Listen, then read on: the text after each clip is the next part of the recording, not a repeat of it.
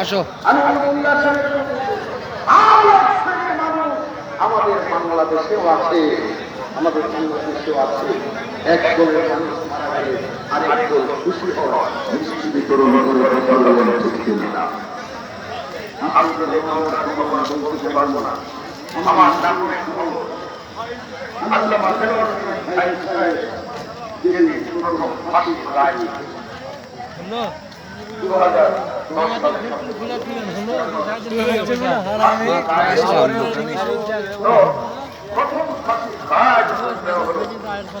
আমার না করে বলতে এই যে পাশে বসে আছেন ওনার